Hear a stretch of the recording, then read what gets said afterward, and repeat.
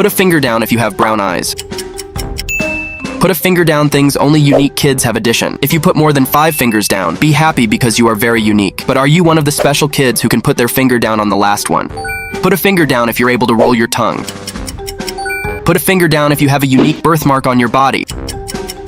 Put a finger down if you're unique enough to subscribe and like the video. Put a finger down if you're fluent in 2 or more languages. Put a finger down if your index finger is longer than your ring finger. Put a finger down if you have a different hair color than the first person that pops up when you click share and then more. Put a finger down if you can do a cartwheel. Put a finger down if you know how to do a unique magic trick. Type in the comments how many fingers.